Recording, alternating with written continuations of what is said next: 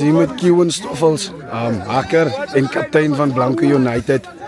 Kiewen, rowwe dag gewees Saterdag. Ons het mooi begin, maar hierna 60 minute toe lyk die wiele val af. Wat dink jy wat het verkeerd gegaan? Goeienaand Soene. Saterdag was 'n harde een. Ek is nou nog besig om te recover van dit af. Saterdag het ons het al ons kanse gehad.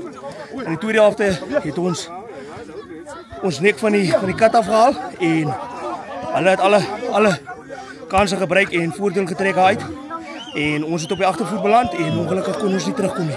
Johan, ons kan sien ons is 'n baie close speelgroep. Ek dink nie daar's enige dinge tussen die ouens nie. Maar wat sê jy? Wat sal jy dink? Wat is die probleem? Want in die eerste helfte het ons gesien toe ons die plan uitvoer toe werk het.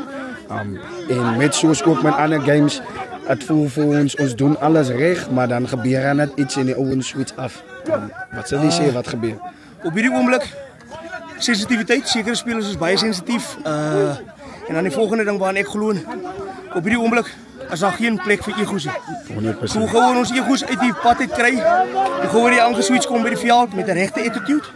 En ek dink daarvan af kan ons dinge net vorentoe vat. Ek meen, attitudes uit, dan behoort die span voordeel te trek daai. Johan, 3 verlore uit 3 games. Hoe draai ons 2025 om? Hoe laat ons die mense en ons self glo ons speel in die finaal van hierdie jaar se kompetisie? My woorde voor die seisoen begin het was hierdie jaar verras ons vriend en vyand en ek glo nog steeds daarbey. Ek meen hierdie ouens wat hier is, soos die manne kan sien, die veld is vol, die vibe is lekker. Glo net en dit sal gebeur.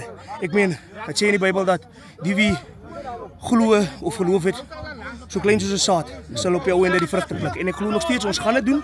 Die mense moet dit aanhou glo en ek beloof, ons gaan daar kom. Ons gaan vriend en vyand verras. 100%. Dankie kaptein.